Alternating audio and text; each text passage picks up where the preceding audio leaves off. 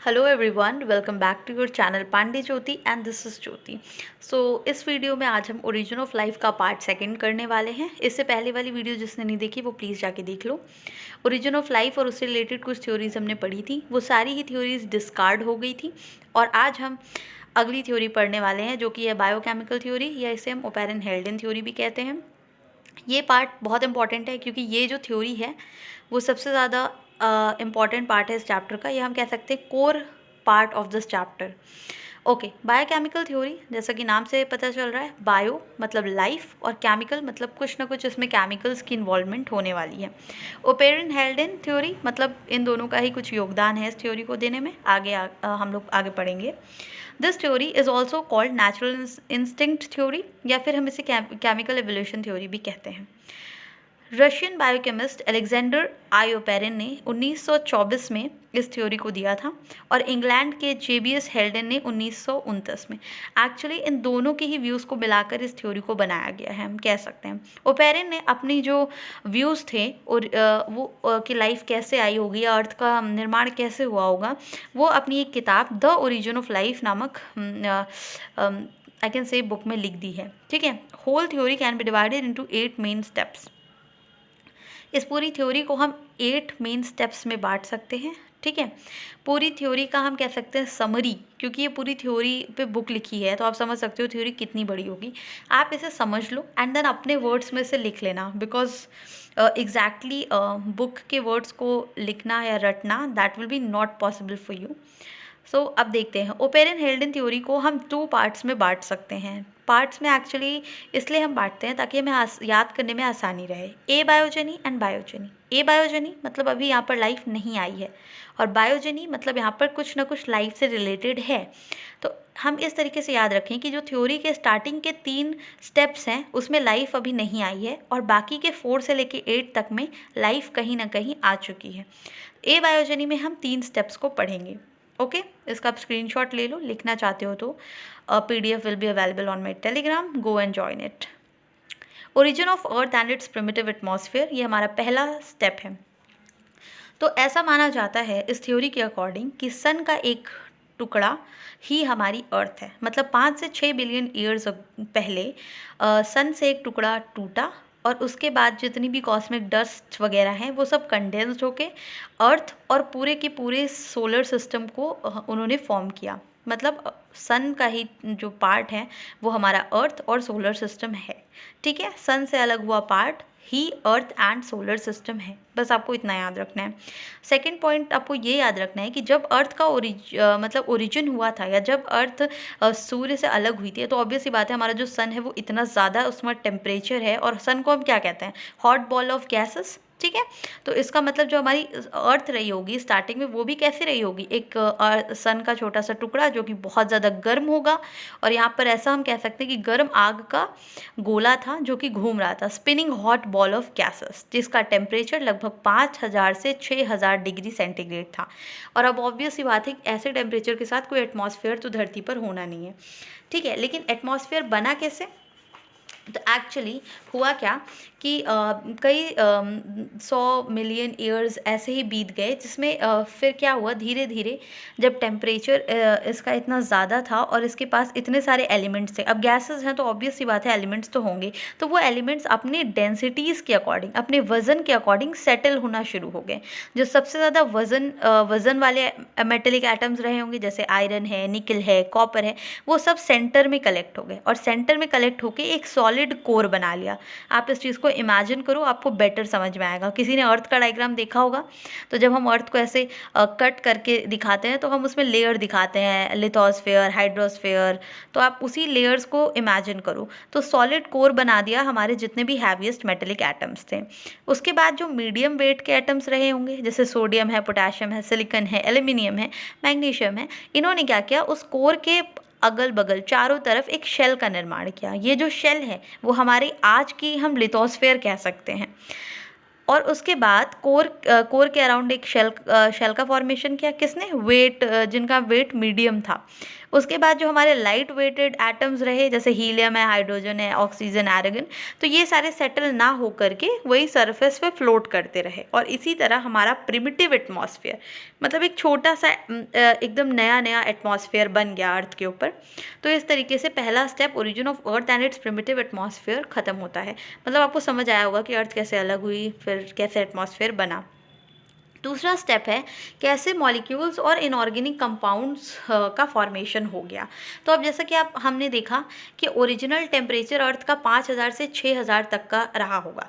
तो उसमें क्या हुआ कि जो हाइड्रोजन, ऑक्सीजन, कार्बन और ये नाइट्रोजन है, जबकि हमें पता है कि अगर हम टेम्परेचर देते हैं इन एलिमेंट्स को तो ये एलिमेंट रिएक्ट करने की कोशिश करते हैं, ये फ्री स्टेट में रहना पसंद नहीं करते। So they could not exist in free state. और इसकी वजह से हुआ क्या, इन्होंने आपस में कंबाइन होना शुरू किया, कोलाइड होना शुरू किया और आपस में अपना कॉम्बिनेशन बनाना शुरू किया, जिसकी वजह से ऑक्साइड, कार्बाइड, नाइट्राइड्स और इन सारे कंपाउंड्स का क्या होने लगा, फॉर्मेशन होने लगा। अब ये कंपाउंड्स जो हैं वो गैसियस स्टेट में फॉर्म हुए और टेम्परेचर इतना ज़्यादा था कि ये जो गैस थी वो वहीं पर क्या कर रही थी, एक सुपर हीटेड स्टीम की तरह, भाप की तरह उसी में हम कह सकते हैं घूम रही थी चारों तरफ। ठीक है, अब धीरे धीरे क्या हुआ, एटमॉस्फेयर अर्थ का जो एटमॉस्फेयर है, अर्थ का जो टेम्परेचर है वो ठंडा होने लगा, बिगिन टू कूल, और उसका जो मैटर था वो कंडेंस होने लगा। अब कोई भी मैटर अगर गैस से कंडेंस होगा, तो जैसे भाप अगर कंडेंस होती है तो पानी बनाती है, तो इसी तरीके से एक लिक्विड बना।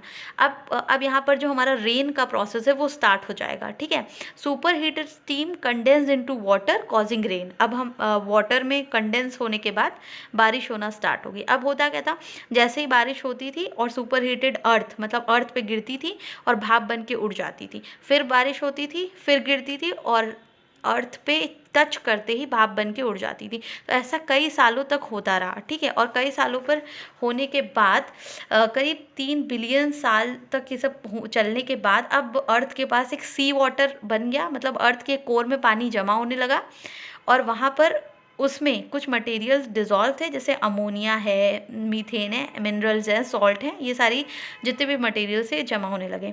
अगर आपने एक एक्सपेरिमेंट कभी किया हो, जैसे गर्म तवे पे पानी डाला हो, एंड जब आप गर्म तवे पे पानी डालते हो तो वो क्या करता है, इंस्टेंटली भाप बन के उड़ जाता है। कुछ ऐसा ही प्रोसेस चल रहा था और ऐसे प्रोसेस के दौरान ही कुछ इनऑर्गेनिक कंपाउंड्स का फॉर्मेशन हो गया।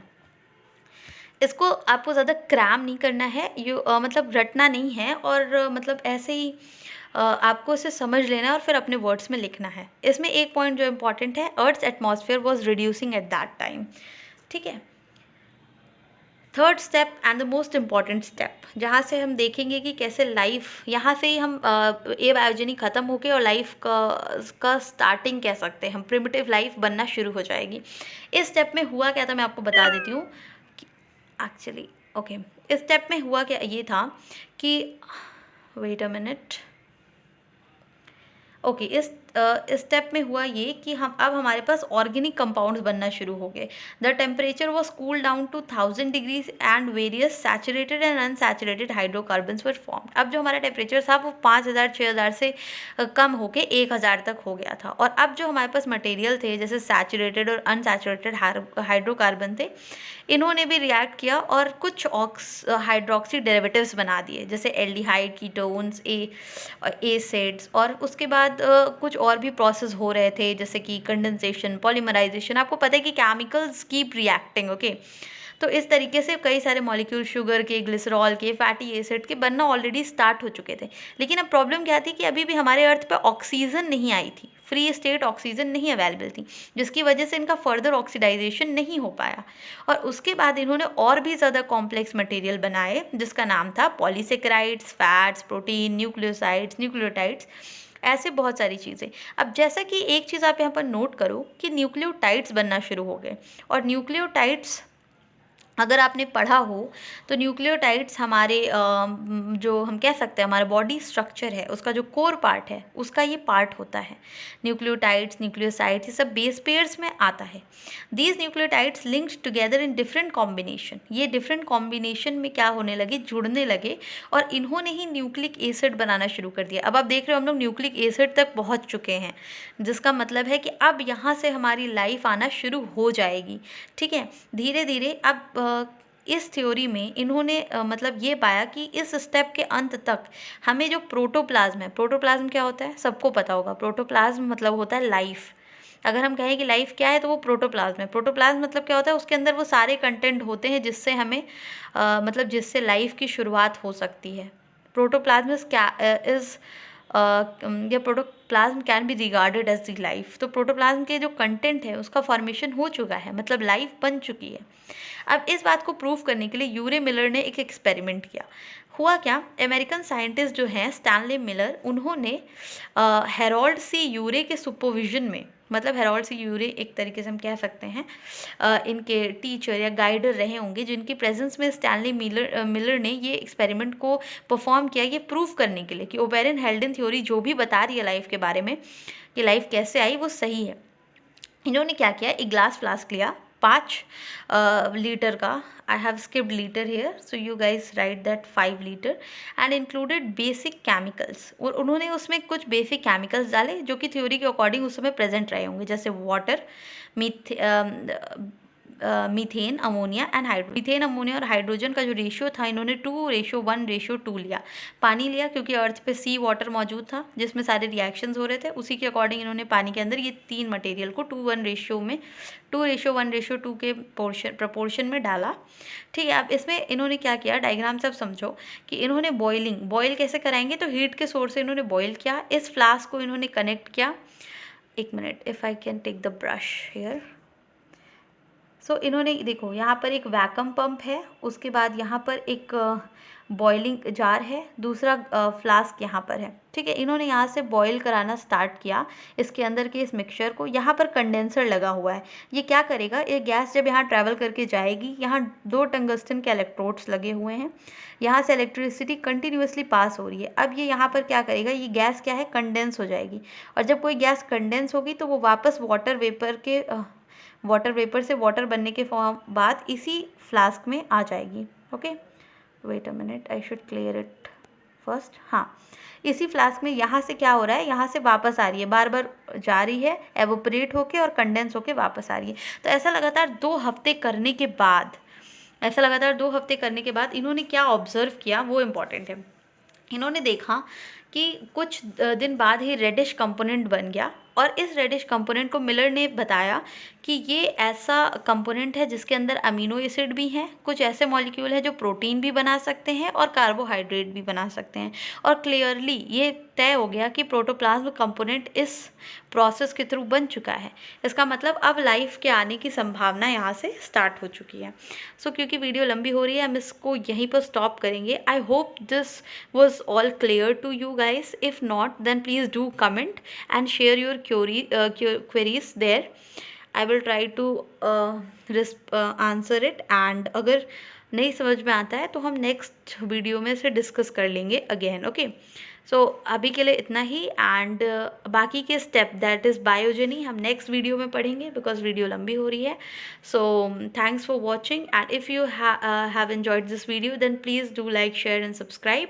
Also press the bell icon so you'll be notified every time I'm on YouTube.